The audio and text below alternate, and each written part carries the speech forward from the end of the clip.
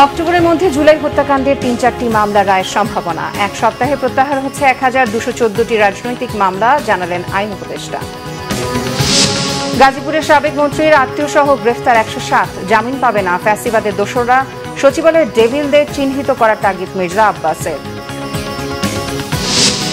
২ ধাপ নেমে শীর্ষ দুর্নীতিগ্রস্ত দেশের তালিকায় ১৪ নম্বরে বাংলাদেশ। অন্তর্বর্তী সরকারের কিছু পদক্ষেপ দৃশ্যমান হলেও বিশ্লেষণের সময় আসেনি বললেন ডক্টর ইফতেখার। ব্যাংককে ৪ এপ্রিল বিমস্টেক সম্মেলনে মোদির সঙ্গে দেখা হবে ডক্টর মোহাম্মদ ইউনূসের। দুই নেতার দ্বিপাক্ষিক বৈঠকের সম্ভাবনা।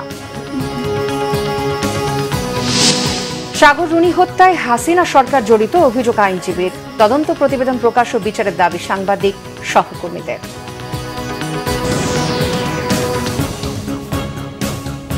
দেখছিলেন ক্রাউন সংবাদ শিরোনাম। এবারে বিস্তারিত। আইন উপদেষ্টা অধ্যাপক ডক্টর আসিফ নজরুল বলেছেন, চলতি বছরের অক্টোবরের মধ্যে জুলাই হত্যাকাণ্ডের ৩ থেকে ৪টি মামলার রায় হতে পারে। ভুয়া এবং রাজনৈতিক হয়রানিমূলক গায়েবী মামলার ব্যাপারে উপদেষ্টা বলেন, সারা দেশে ১৬,০০০ গায়েবী মামলার তালিকা করা হয়েছে। আগামী এক সপ্তাহের মধ্যে ১,২১৪টি মামলা প্রত্যাহার করা হবে। মুহিবুর রিপোর্টে বিস্তারিত। জুলাই হত্যাকাণ্ডের বিচার প্রক্রিয়ার অগ্রগতি, গায়েবী মামলা প্রত্যাহার নিয়ে সচিবালয়ে সাংবাদিকদের ব্রিফ করেন আইন উপদেষ্টা অধ্যাপক ডক্টর আসিফ নজরুল। এ সময় তিনি বলেন, জুলাই হত্যাকাণ্ড নিয়ে ৩০০টির বেশি অভিযোগ দায়ের হয়েছে। ঈদের পরে এপ্রিল মাস থেকে সাক্ষ্য গ্রহণ প্রক্রিয়া শুরু হবে বলেও জানান তিনি। একটা হচ্ছে ৩০০টির উপর অভিযোগ দায়ের করা হয়েছে। আমাদের এখানে প্রসিকিউশন অফিস যাচাই বাছাই করে ১৬টি মামলা দায়ের করেছে। ৪টি মামলার তদন্ত কাজ এ মাসে সম্পন্ন হচ্ছে। এরপর চার্জশিট গঠন করার মাধ্যমে আনুষ্ঠানিকভাবে বিচার কাজ শুরু হবে। আনুষ্ঠানিকভাবে বিচার কাজ শুরু হওয়ার সময় প্রথমে ৩ সপ্তাহ সময় ডিফেন্স লয়ারদের দিতে হয় ওনাদের প্রিপেয়ার্ড হওয়ার জন্য। এরপর আনুষ্ঠানিকভাবে সাক্ষ্য গ্রহণ প্রক্রিয়া সাক্ষ্য গ্রহণ প্রক্রিয়া শুরু হবে ঈদের পরপর এপ্রিল মাস থেকে। এই আদালতে অব্যাহতভাবে শুনানি হয় বলে এসব মামলার রায় পরবর্তী ৪ থেকে ৬ মাসের মধ্যে এপ্রিল থেকে শুরু করে পরবর্তী ৪ থেকে ৬ মাসের মধ্যে প্রদান করা যাবে বলে আমরা আশা করি। অর্থাৎ এই হিসাবে অক্টোবরের মধ্যে আমরা ৩-৪টা মামলার রায় পেতে যাচ্ছি বলে আশা করি। আসিফ নজরুল বলেন, সারা দেশে ১৬,০০০ গায়েবী মামলা চিহ্নিত করেছে সরকার। দ্রুত সময়ের মধ্যে সেসব মামলা প্রত্যাহার করার কথাও জানান তিনি। গায়েবী মামলা প্রত্যাহারের ব্যাপারে আপনাদেরকে একটা অ্যাম্বিশাস টাইমলাইন বলেছিলাম, কিন্তু এটা প্রত্যাহার করতে গিয়ে দেখলাম আমরা প্রচণ্ড কষ্ট হচ্ছে। কারণ আমাদের প্রথম কথা বলে রাখি, আমাদের যে পাবলিক প্রসিকিউটর নিয়োগ প্রক্রিয়া এটাই সম্পন্ন হয়েছে ২ মাস আগে। তো আমরা কাজ শুরু করেছি ২ মাস আগে। ২ মাস আগে নিয়োগ সম্পন্ন হয়েছে, ধরেন আমরা ১.৫ মাস আগে কাজ শুরু করেছি। এত অল্প সময়ের মধ্যে হাজার হাজার মামলা হয়েছে, কারো কারো মতে লাখের উপর মামলা হয়েছে। এগুলি মামলা আইডেন্টিফাই করা খুবই কষ্টকর। তারপরও আমরা এর মধ্যে সারা দেশ থেকে প্রত্যাহারের জন্য ১৬,৪২৯টি মামলার তালিকা করা হয়েছে। প্রতিটা কেস রেকর্ড দেখে কনফার্ম হতে হচ্ছে। তো এই প্রক্রিয়ায় ১,২১৪টি মামলা আগামী এক সপ্তাহের মধ্যে প্রত্যাহার করা হবে। আওয়ামী লীগ শাসনামলে সারা দেশে সাইবার সিকিউরিটি আইনে ৩৯৬টি মামলা হয়েছে। এর মধ্যে ৩৩২টি প্রত্যাহার হয়েছে, বাকিগুলো বাতিলের জন্য প্রক্রিয়াধীন বলেও জানান আইন উপদেষ্টা। Muhib, Bangla vision, Dhaka. Operation devil হান্টে গাজীপুরে আরও ১০৭ জনকে আটক করা হয়েছে। সারা দেশে আটক করা হয়েছে মোট ৬০৭ জনকে। সাবেক মুক্তিযুদ্ধ বিষয়ক মন্ত্রী আকামা মোজাম্মেল হকের বাড়িতে বৈষম্য বিরোধী ছাত্র জনতার উপর হামলা ও মারধরের ঘটনায় দায়ের করা মামলায় গ্রেফতার করা হয়েছে ১০৭ জনকে। গ্রেফতারকৃতদের মধ্যে মোজাম্মেল হকের আত্মীয় স্বজনও রয়েছেন। গাজীপুর সদর থানার ওসি মোহাম্মদ মেহেদী হাসান জানান, মহানগর পুলিশের বিভিন্ন টিম ছাত্র জনতার উপর হামলার ঘটনাটিকে অত্যন্ত গুরুত্ব দিয়ে তদন্ত করছে। একই সাথে ঘটনার সাথে জড়িত ও পলাতক আসামিদের অপারেশন ডেভিল হান্টের অধীনে গ্রেপ্তারের চেষ্টা অব্যাহত রয়েছে। এদিকে এই অভিযানে নরসিংদীতে ১৮ জন, ফেনীতে ১২ জন, মংলায় পৌরসভার সাবেক প্যানেল মেয়র সাদ্দাব শফি সহ ৪ জন, খাগড়াছড়িতে ৬ জন ও সিলেটে ৫ জনকে আটক করা হয়েছে।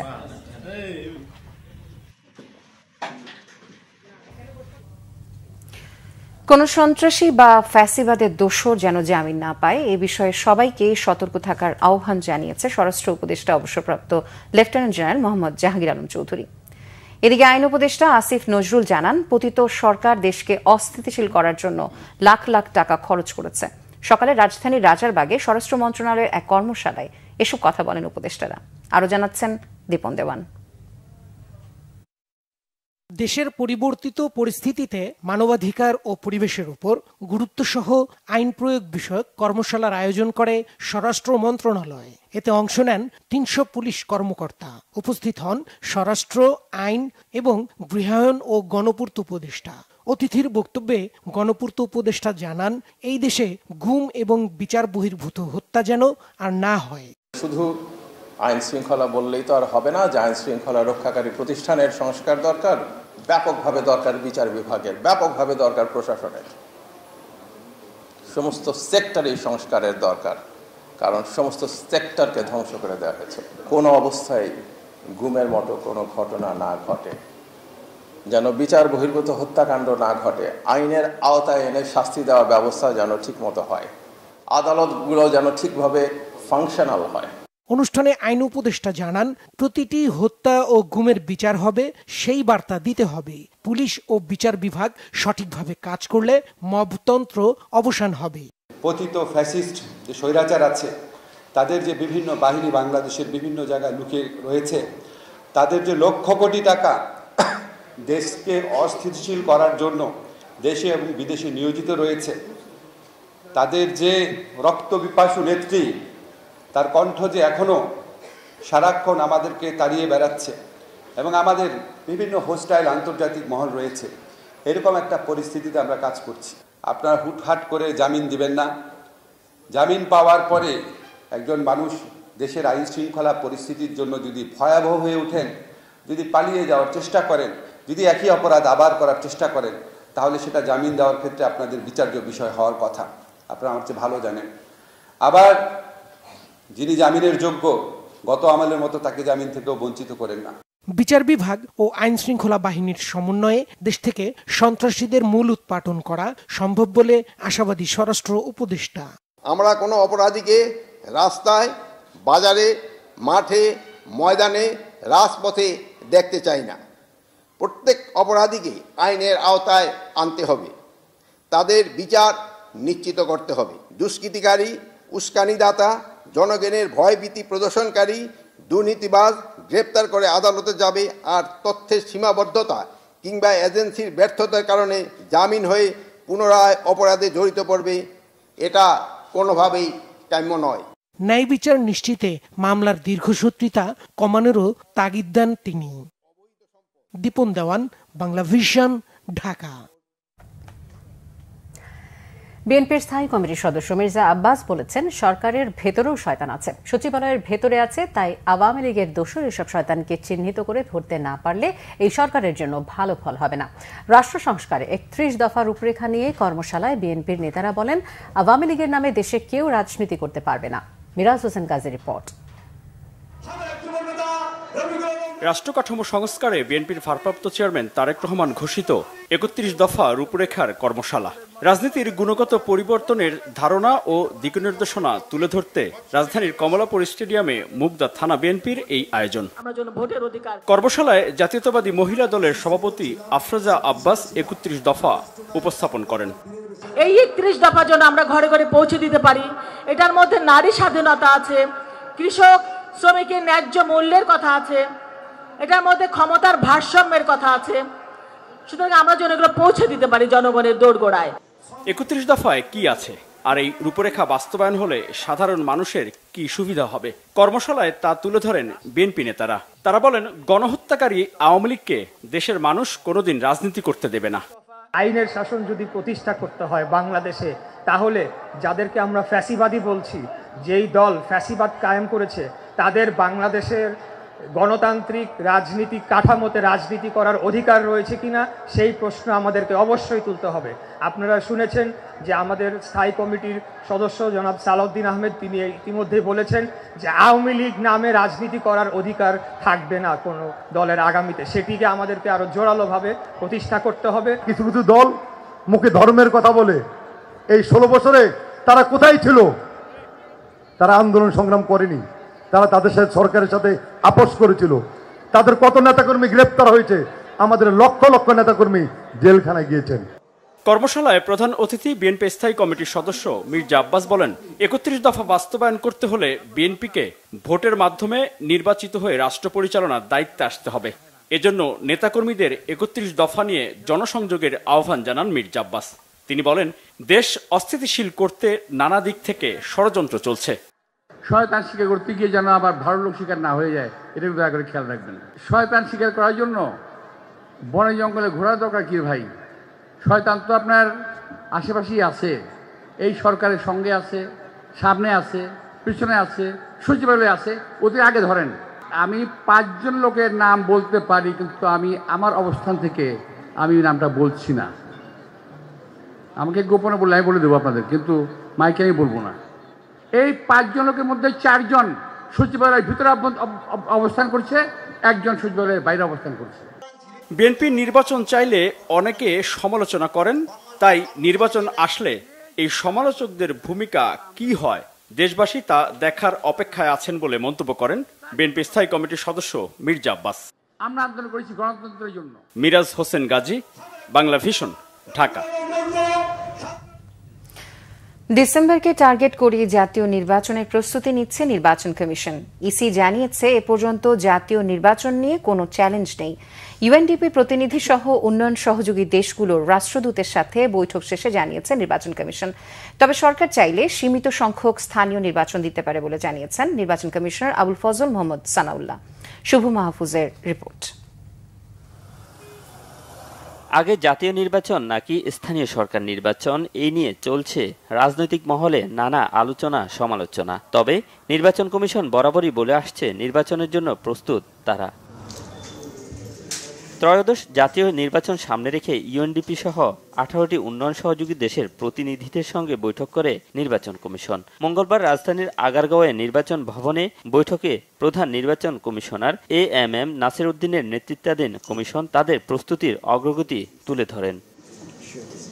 প্রায় 2 ঘন্টার বৈঠক শেষে গণমাধ্যমের সাথে কথা বলেন উভয় পক্ষের প্রতিনিধিরা। নির্বাচন কমিশনার আবুল ফজল মোহাম্মদ সানাউল্লাহ জানান, জুনের মধ্যে চূড়ান্ত হবে ভোটার তালিকা হালনাগাদের কাজ।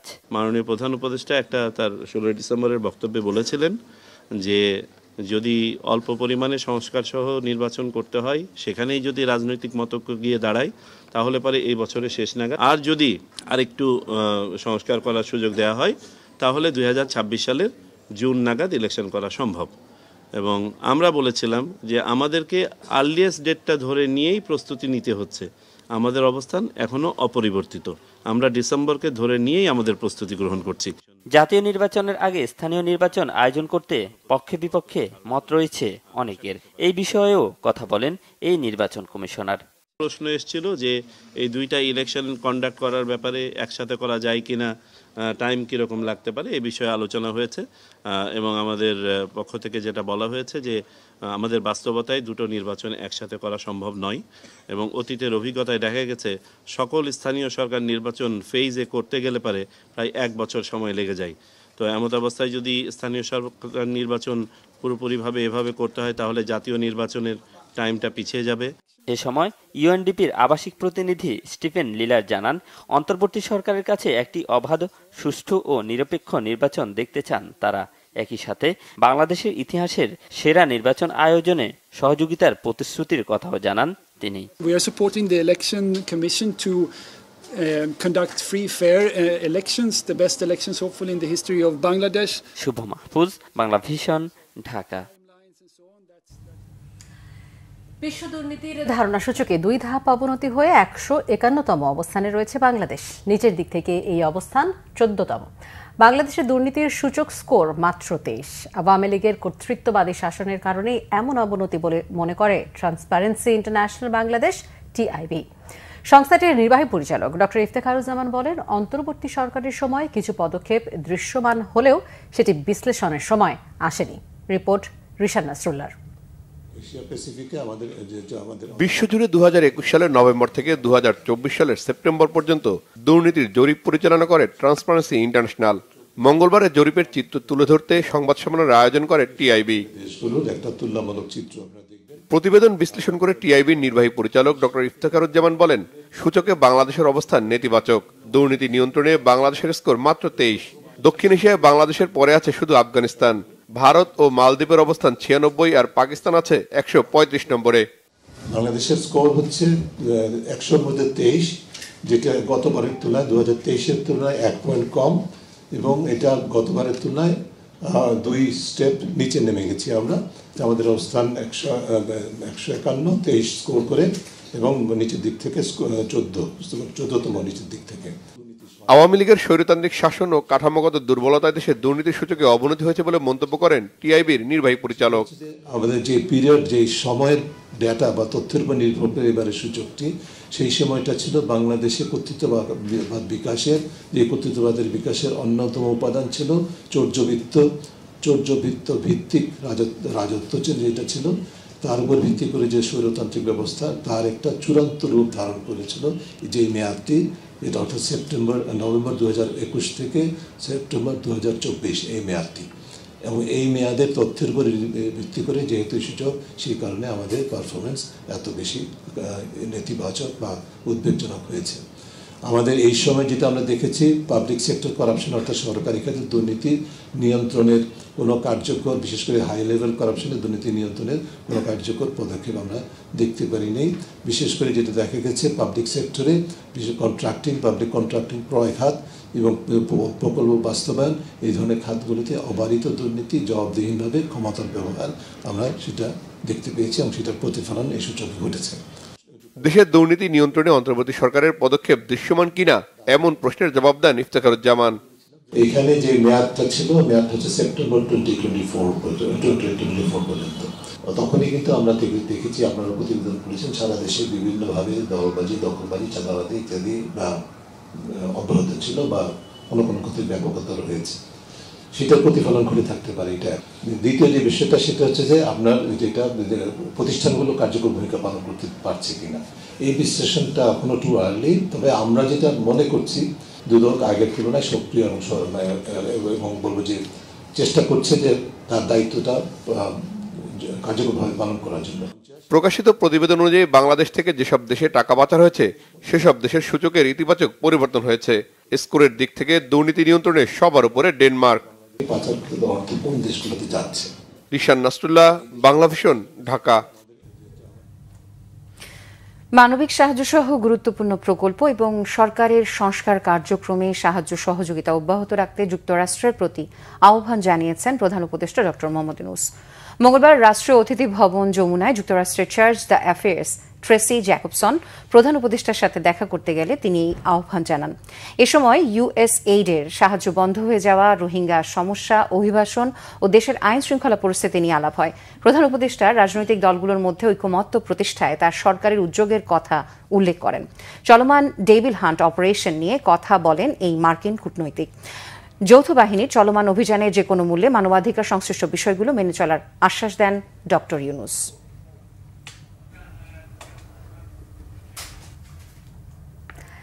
এদিকে সরকারের সংস্কার কার্যক্রমে সমর্থন অব্যাহত রাখার কথা পুনর্ব্যক্ত করেছে বিশ্বব্যাংক। মঙ্গলবার রাষ্ট্রীয় অতিথি ভবন যমুনায় বিশ্বব্যাংকের ভাইস প্রেসিডেন্ট প্রধান উপদেষ্টার সাথে দেখা করে এই সমর্থনের কথা জানান।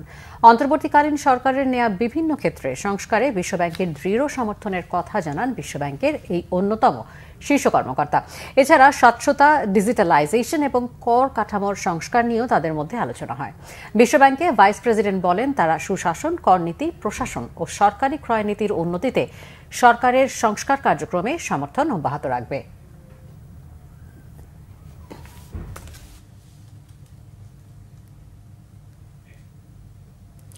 থাইল্যান্ডের রাজধানী ব্যাংককে আগামী 4 এপ্রিল আঞ্চলিক সংস্থা বিমস্টেকের শীর্ষ সম্মেলনে প্রধান উপদেষ্টা ডক্টর মোহাম্মদ ইউনূস যোগ দেবেন।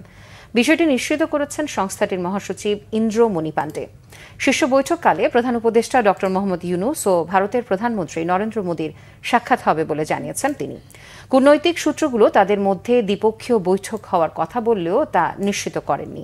বিমস্টেক মহাসচিব রিপোর্ট করেছেন ইমরুল কায়েস। ছাত্র জনতার গণ অভ্যুত্থানে পতনের পর গেল বছর ৫ আগস্ট পালিয়ে ভারতে আশ্রয় নেন সাবেক স্বৈরাচারী প্রধানমন্ত্রী শেখ হাসিনা। সেখানে থেকেই তিনি বিভিন্ন সময় বক্তৃতা বিবৃতি দিয়েছেন। তার বক্তব্যের জেরে ঢাকা ও দিল্লির পাল্টাপাল্টি রাষ্ট্রদূত তলবে পরিস্থিতির অবনতি ঘটে। দুদেশের সম্পর্কের এমন টানাপোড়েন দূর করতে বাংলাদেশ ও ভারতের সরকার প্রধানের সরাসরি বৈঠক কার্যকরী উপায় হতে পারে বলে মনে করছেন বিশ্লেষকরা। আগামী ৪ এপ্রিলে ব্যাংককে বিমস্টেক সম্মেলনে ২ শীর্ষ নেতার দেখা হবে বলে ইঙ্গিত দিয়েছেন সংস্থাটির মহাসচিব ইন্দ্রমণি পান্ডে। কূটনৈতিক সাংবাদিকদের সংগঠন ডিক্যাপ সদস্যদের সাথে মতবিনিময়ে তিনি জানান, সংস্থাটির সদস্য দেশগুলোর সরকার প্রধানরা বৈঠকে যোগ দেবেন। ৪ এপ্রিল ব্যাংককে বিমস্টেকের শীর্ষ বৈঠকে প্রধান উপদেষ্টা ডক্টর মোহাম্মদ ইউনূস যোগ দেবেন। ৭ সদস্য দেশের সরকার প্রধানরা বৈঠকে অংশ নেবেন বলে নিশ্চিত করেছেন। শীর্ষ নেতাদের একে অপরের মধ্যে দেখা হবে, তবে সাইডলাইনে দ্বিপক্ষীয় বৈঠক তারা নিজের আলোচনা করে ঠিক করবেন। এটা আমাদের বিষয় না। অন্তর্বর্তী সরকারের সঙ্গে বিমস্টেক সহযোগিতার ভিত্তিতে কাজ করছে বলে জানান তিনি। কোন দেশের অভ্যন্তরীণ রাজনৈতিক পরিবর্তন বিমস্টেকের বিষয় না, পরিবর্তনটা সেই দেশের মানুষের চয়েস। বাংলাদেশের অন্তর্বর্তী সরকারের সাথে বিমস্টেক কাজ করছে, বিমস্টেকের সফলতায় অন্তর্বর্তী সরকারও কাজ করছে। এক্ষেত্রে রাজনৈতিক পরিবর্তন কোনো প্রভাব ফেলবে না। দেশগুলোর মধ্যে আঞ্চলিক সহযোগিতা বাড়ানো এবং এই অঞ্চলের মানুষের উন্নয়নে সংস্থাটি কাজ করছে বলে জানান মহাসচিব। ইমরুল কায়েস, বাংলা ভিশন, ঢাকা। সাংবাদিক দম্পতি সাগর রুনি হত্যায় বিগত সরকারের উচ্চ পর্যায়ের অনেকে জড়িত বলে জানিয়েছেন সুপ্রিম কোর্টের আইনজীবী শিশির মনির। তিনি বলেন, গত ১৩ বছর বিগত সরকারের পৃষ্ঠপোষকতায় এই মামলার কার্যক্রম বাধাগ্রস্ত হয়। এদিকে সাগর রুনি হত্যাকাণ্ডের ঘটনায় আগামী ২রা মার্চ চার্জশিট না দিলে কঠোর কর্মসূচির হুঁশিয়ারি দিয়েছেন ঢাকা রিপোর্টার্স ইউনিটি। দুপুরে সংগঠনটির নেতারা এই ঘোষণা দেন। বিস্তারিত ফজলে রাব্বির প্রতিবেদনে।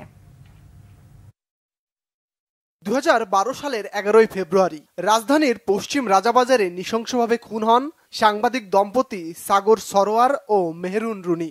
১ যুগ পার হলেও এখনো তদন্ত শেষ হয়নি আলোচিত এই হত্যাকাণ্ডের। রাজনৈতিক পট পরিবর্তনের পর ধীরে ধীরে রহস্যের জট খুলছে আলোচিত এই হত্যাকাণ্ডের। বিগত আওয়ামী লীগ সরকারের ওপর মহলের চাপে মামলাটির তদন্ত কাজ বাধাগ্রস্ত হয়েছে বলে জানিয়েছে সুপ্রিম কোর্টের আইনজীবী শিশির মনির। খুব শীঘ্রই মামলাটির তদন্ত প্রতিবেদন জমা দেওয়া হবে বলেও জানান তিনি। সকালে সাংবাদিকদের মুখোমুখি হয়ে এসব কথা বলেন তিনি। এ সময় সাগর রুনির ছেলে মাহির সরোয়ার মেঘু উপস্থিত ছিলেন। এই ইনভেস্টিগেশন প্রসেসকে সঠিকভাবে আইনি পদ্ধতিতে চলতে দেওয়া হয়নি, ফলে দক্ষ জনশক্তি এবং ইচ্ছার অভাবের কারণে সময় মতো তার তদন্ত সম্পন্ন করা যায়নি। কারণ ১৩ বছরে অনেক সাক্ষ্য প্রমাণেই ডিসঅ্যাপিয়ার হয়ে গেছে, হারিয়ে গেছে। সব কিছুর পরেও এখন একটি আশার আলো দেখা যাচ্ছে। আমরা আশা করি স্বল্পতম সময়ের মধ্যে একটি গ্রহণযোগ্য এবং সত্যিকার অর্থেই বিচার পরিচালনা করার মতো উপযুক্ত তদন্ত রিপোর্ট আদালতের সামনে দাখিল করবেন। এদিকে সাগর রুনি হত্যার প্রতিবাদে প্রতি বছরের মতো এবারও রাজধানীর সেগুনবাগিচায় সমাবেশের আয়োজন করে ঢাকা রিপোর্টার্স ইউনিটি।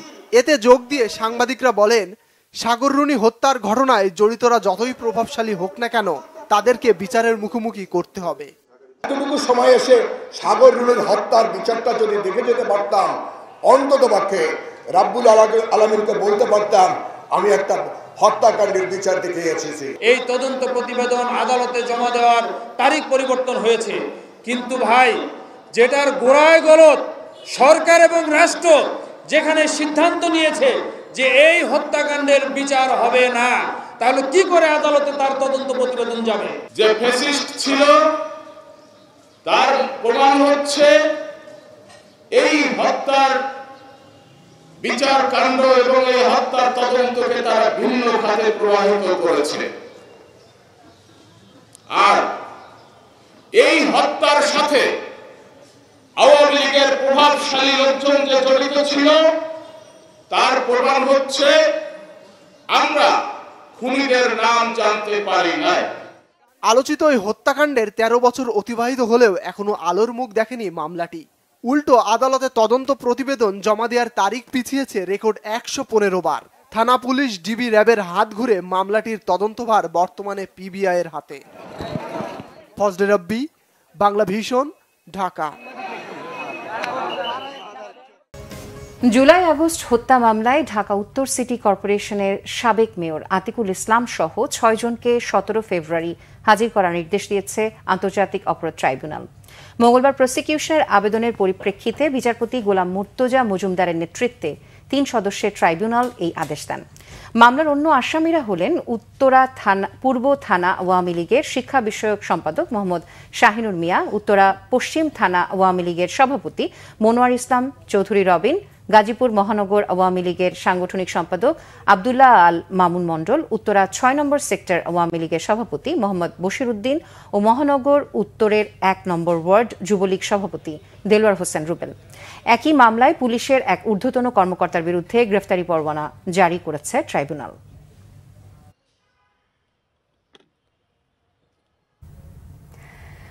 চাকরিতে পুনর্বহাল এবং কারাবন্দীদের মুক্তিসহ 6 দফা দাবিতে কেন্দ্রীয় শহীদ মিনারে অবস্থান কর্মসূচি পালন করছেন চাকরিচ্যুত বিডিআর সদস্যরা। সকাল থেকে বিডিআর কল্যাণ পরিষদের আয়োজনে কেন্দ্রীয় শহীদ মিনারে এই অবস্থান কর্মসূচি পালন করছেন তারা। সারা দেশ থেকে বিভিন্ন চাকরিচ্যুত বিডিআর সদস্যরা এই কর্মসূচিতে অংশ নিয়েছে। এ সময় তারা স্বাধীন কমিশন গঠন করে পিলখানা হত্যাকাণ্ডে জড়িতদের বিচারের দাবি জানান। সেই সঙ্গে সব নিরপরাধ বিডিআর সদস্যদের অবিলম্বে মুক্তির দাবি তাদের। দাবি না মানলে আরও কঠোর কর্মসূচির ঘোষণাও দেয়া হয়। অমর একুশে বইমেলার 11তম দিন ছিল আজ। পাঠক দর্শকের উপস্থিতি বাড়লেও বাড়েনি বেচাকেনা। গল্প, উপন্যাসে, সায়েন্স ফিকশন আর অনুবাদ সাহিত্যের পাশাপাশি এবারের বইমেলায় পাঠক চাহিদার শীর্ষে রয়েছে রাজনীতির বই। বইমেলার আরও খবর জানাচ্ছেন ওবায়দুল্লাহ মামুন। অমর একুশে বইমেলা বাঙালির প্রাণের স্পন্দন। মেলার 11তম দিনে পাঠক দর্শকের উপস্থিতি ছিল চোখে পড়ার মতো। স্টলে স্টলে বই দেখছেন বিভিন্ন শ্রেণীর পাঠক। কারো পছন্দ অনুবাদের বই, কারো উপন্যাস বা গল্পের বই। তবে এবারের বইমেলায় রাজনীতির বইয়ের চাহিদা যে কোনো সময়ের চেয়ে বেশি, বলছেন প্রকাশনা সংশ্লিষ্টরা। মেলার শুরুর দিকে তাই অনেকেই এখনো বই দেখছেন, কেউ বা কিনছেন পছন্দের বই। কলেজ বিশ্ববিদ্যালয় পড়ুয়াদের কাছে এখনো পছন্দের তালিকায় হুমায়ুন শীর্ষে। বর্তমানে পছন্দের বই বলতে গেলে সব ধরনের বই পড়া হয়, তবে রাজনৈতিক বই এবং থ্রিলার আমার একটু বেশি পছন্দ। আমি সব ধরনের বই পছন্দ করি। মেলাতে প্রতিদিনই ভালো কোনো বই আসছে কিনা খোঁজ নিচ্ছি, পছন্দের বইগুলো কিনছি। আজও 2টি বই কিনেছি, একটি হচ্ছে হুমায়ুন আহমেদের অপেক্ষা এবং জহির রায়হানের বরফ গোলা নদী। সবচেয়ে বড় ব্যাপার হচ্ছে হুমায়ুন আহমেদ। হুমায়ুন আহমেদের বই আমরা বিক্রি করতেছি, বিক্রি হচ্ছে, এটার কোনো মাইন্ড নাই, চলছে। তবে প্রকাশকরা বলছেন অনুবাদ সাহিত্য, গল্প, উপন্যাসের চাহিদা থাকলেও এবারের বইমেলায় তারুণ্যের চোখ রাজনীতির বইয়ে। জাতীয়তাবাদী প্রকাশনী বাতিঘর, গার্ডিয়ান সহ বেশ কয়েকটি প্রকাশনী রাজনীতি নির্ভর বেশ কিছু আলোচিত লেখকের বই নিয়ে এসেছে। 5ই আগস্টের পর থেকে আমাদের তরুণদের রাজনীতির প্রতি একটা অন্যরকম আগ্রহ দেখতে পাচ্ছি। তরুণরাও আবার আমাদের কাছে বদরুদ্দিন ওমর স্যারের, তারপরে মহিউদ্দিন আহমেদের বেশ কিছু রাজনীতির বই আছে, ইতিহাসের বই আছে, সেই বইগুলো কিন্তু বিশ্ববিদ্যালয় পড়ুয়া তরুণরা বেশ কিনছে। তবে জুলাই গণ অভ্যুত্থান নিয়ে বেশ কিছু বইও এসেছে 21-এর বইমেলায়। 17 বছরের ফ্যাসিস্ট রাজনীতির উপাখ্যান তুলে ধরা হয়েছে জুলাই বিপ্লব। রাজনীতির যে সত্যিকার ইতিহাসটা যেটা ধামাচাপা দিয়ে পড়েছিল গত 17 বছর বা দীর্ঘ সময়, সেটা যেন বের হয়ে আসতে শুরু করেছে আর পাঠকরা ওগুলোই খুঁজতে শুরু করেছে। আমরা ভীষণ একটা চাপা অবস্থার মধ্যে ছিলাম, যে কোনো কথা বলা যাইতো না, যে বিষয়গুলা বাহিরে আনা যাইতো না, প্রকাশ করা যাইতো না, এ ধরনের বই। এদিকে গত সোমবার সব্যসাচী স্টলে তসলিমা নাসরিনের বই রাখাকে কেন্দ্র করে অনাকাঙ্ক্ষিত ঘটনায় 7 সদস্যের তদন্ত কমিটি গঠন করেছে বাংলা একাডেমি। বন্ধ রয়েছে স্টলটি। ওবায়দুল্লাহ মামুন, বাংলা ভিশন, ঢাকা। আরো কিছু খবর নিয়ে এবারে রয়েছে ডেস্ক রিপোর্ট। জনগণ চূড়ান্তভাবে বিরক্ত হওয়ার আগেই সরকারের উচিত নিজেদের দক্ষতা ও দায়িত্বশীলতার প্রমাণ করা বলে মন্তব্য করেছেন এবি পার্টির নেতারা। সকালে দলীয় কার্যালয়ের সংবাদ সম্মেলনে তারা এ মন্তব্য করেন। এতে দলের ভাইস চেয়ারম্যান, যুগ্ম সাধারণ সম্পাদক সহ দলীয় নেতারা উপস্থিত ছিলেন। জনস্বাস্থ্য সুরক্ষায় তামাক নিয়ন্ত্রণ শীর্ষক গোল টেবিল বৈঠক হয়েছে। বিশ্ব সাহিত্য কেন্দ্রে এই বৈঠকের আয়োজন করা হয়। এ সময় বক্তারা বলেন, প্রতি বছর 4% হারে বাড়ছে সিগারেট বিক্রি। এ অবস্থা থেকে পরিত্রাণের জন্য সিগারেটের দাম ও কর কার্যকরভাবে বাড়ানোর জন্য সরকারের সুদৃষ্টি চান তারা। ইসলামী ব্যাংকের সাথে আইডিবির টেকনিক্যাল কোঅপারেশন প্রোগ্রাম অনুষ্ঠিত হয়েছে। উপস্থিত ছিলেন ইসলামী ব্যাংক বাংলাদেশ পিএলসি এর senior executive vice president Mohammad Shamsuddoha, managing director Mohammad Monirul Maula, Standard Bank PLC এর deputy managing director Siddiqur Rahman, research ডেভেলপমেন্টের ডিরেক্টর ডাক্তার মোহাম্মদ গোলজার নবী সহ আরও অনেকে। প্যাসিফিক গ্লোবালের আয়োজনে রাজধানীর একটি হোটেলে অনুষ্ঠিত হয়ে গেল সিকিউ ইউনিভার্সিটি অস্ট্রেলিয়া এডুফেস্ট 2025। উদ্বোধন করেন প্যাসিফিক গ্লোবালের সিইও মুস্তাক আহমেদ। উপস্থিত ছিলেন সিকিউ ইউনিভার্সিটি অস্ট্রেলিয়া প্রতিনিধি গুরু প্রতাপ সিং, মিউচুয়াল ট্রাস্ট ব্যাংকের deputy managing director Shafqat Hossain সহ অন্যরা। সিলেটে প্রবাসীদের জন্য আন্তর্জাতিক মানের এনআরবি হাসপাতালের কার্যক্রম নিয়ে মিট দ্য প্রেস অনুষ্ঠিত হয়েছে। উপস্থিত ছিলেন অবসরপ্রাপ্ত brigadier general doctor Abdullah Al Harun, ইউকেজেএনজে cargo সার্ভিসের ব্যবস্থাপনা পরিচালক মনির আহমেদ সহ অন্যরা। সভায় উদ্যোক্তারা জানান, হাসপাতালটি একটি অলাভজনক প্রতিষ্ঠান এবং দাতব্য চিকিৎসালয়। সাউথ এশিয়া ইন্স্যুরেন্স কোম্পানি লিমিটেডের বার্ষিক ব্যবসায়িক সম্মেলন 2025 hotel Radisson Blu Dhaka water গার্ডেনে অনুষ্ঠিত হয়েছে। সভায় উপস্থিত ছিলেন সাউথ এশিয়া ইন্স্যুরেন্সের চেয়ারম্যান নাহিদা সুলতানা, সম্মানিত পরিচালক বৃন্দরা, কোম্পানির মুখ্য নির্বাহী কর্মকর্তা মোহাম্মদ নুরুল আলম চৌধুরী, অতিরিক্ত ব্যবস্থাপনা পরিচালক অপারেশন ও শাখা নিয়ন্ত্রণ বিভাগের প্রধান মোহাম্মদ বাকের মোর্শেদ, সহকারী ব্যবস্থাপনা পরিচালক ও কোম্পানি সচিব মোহাম্মদ আব্দুর রাজ্জাক সহ বিভিন্ন শাখার ব্যবস্থাপকগণ উপস্থিত ছিলেন। সম্মেলনে 2024 সালে শাখার লক্ষ্যমাত্রা অর্জনের উপর ভিত্তি করে বিভিন্ন বিভাগে শাখা ব্যবস্থাপকদের মধ্যে সম্মাননা প্রদান করা হয় এবং কোম্পানির 2025 সালে লক্ষ্যমাত্রা অর্জনের কর্মপরিকল্পনা ও কর্মপ্রকৌশল নির্ধারণ বিষয়ে আলোচনা করা হয়। Banglavision news desk. দেশীয় ব্র্যান্ডের জার্সিতে খেলবেন হামজা চৌধুরী। প্রথমবার কিট স্পন্সর পেল জাতীয় ফুটবল দল। পৃষ্ঠপোষকতা করবে দেশীয় স্পোর্টস ভিত্তিক ব্র্যান্ড দৌড়। প্রতিষ্ঠানটির সাথে 2 বছরের চুক্তি করেছে বাংলাদেশ ফুটবল ফেডারেশন। মানিক মাহমুদের report. English footballer Hamza Chowdhury Bangladesh দলে খেলবেন, এই খবর এখন টক অব দ্য টাউন। এরই মধ্যে বিশ্ব ফুটবলে বেড়েছে বাংলাদেশ দলের ব্র্যান্ড ভ্যালু। আগামী মার্চে এশিয়ান কাপ বাছাই ফুটবলে ভারতের বিপক্ষে মাঠে নামবে বাংলাদেশ। সেই ম্যাচে হামজা চৌধুরী খেলবেন দেশীয় ব্র্যান্ডের জার্সিতে, এমন স্বপ্নে বিভোর বাফুফে। অনিয়মিত হলেও জাতীয় ফুটবল দলের পৃষ্ঠপোষক ছিল, তবে কখনোই ছিল না জার্সি, শর্টস, বুট অর্থাৎ কোনো কিট স্পন্সর। নারী ও পুরুষ, সিনিয়র, জুনিয়র সহ সব জাতীয় দলের জন্য প্রথমবার কিট স্পন্সর এনেছে তাফিদ আওয়ালের কমিটি। 2 বছরের চুক্তিতে বাফুফের সঙ্গী দেশীয় স্পোর্টস ভিত্তিক ব্র্যান্ড দৌড়। বিদেশি নয়, দেশীয় ব্র্যান্ডের জার্সিতে বাংলাদেশ খেলছে বিশ্বকে দেখাতে চান বাফুফের সভাপতি। যে আমাদের জার্সি লঞ্চ হলেই আমরা বিভিন্ন ক্লাবদেরকে, বিভিন্ন ন্যাশনাল টিমদেরকে ইনফর্ম করে রাখবো যে আমাদের দেশের ব্র্যান্ড কিন্তু এখন ইন্টারন্যাশনাল লেভেলে খেলতে পারে। আর যখন বাংলাদেশ টিমটা খেলবে ইন্টারন্যাশনাল লেভেলে, ফিফার অ্যাপ্রুভাল পাওয়া থাকবে, সেটাই হবে আমাদের স্বীকৃতি। আমরা অফিশিয়াল জার্সি এবং ফ্যান জার্সি গুলাকে কিন্তু আগামীতে আমরা কমার্শিয়ালিও সেল করব। তো যদি কোনো ফ্যানরা বাংলাদেশে বা বাংলাদেশের বাইরে আমাদের জার্সি কিনতে চায়, কোনো প্লেয়ারদের নামে কিনতে চায়, এখন কিন্তু আমরা অফিশিয়ালি অনলাইনে এবং রিটেল স্টোরে আমরা আগামীতে সেগুলো সেল করার আমরা ব্যবস্থা করব।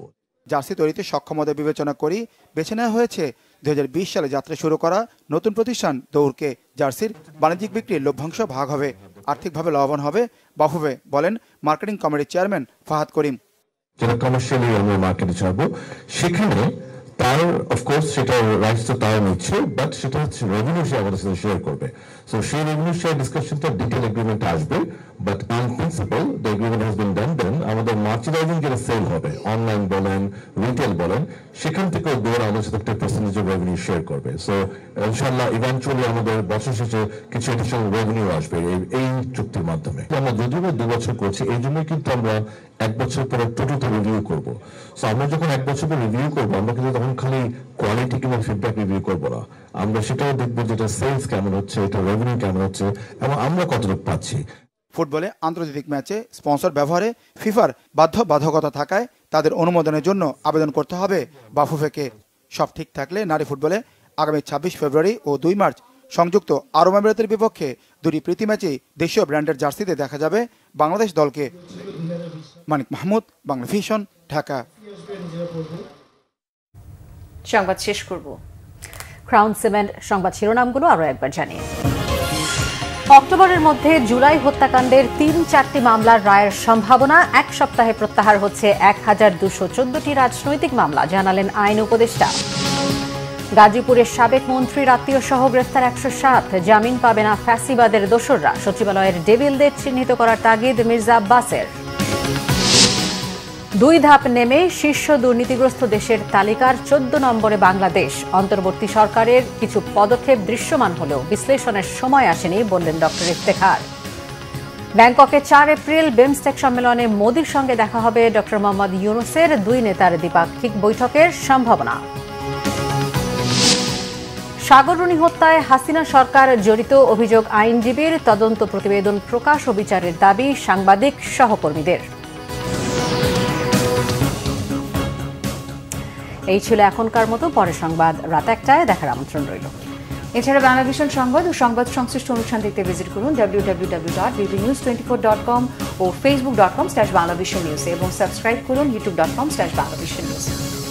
এতক্ষণ সাথে থাকার জন্য ধন্যবাদ সবাই। শুভরাত্রি।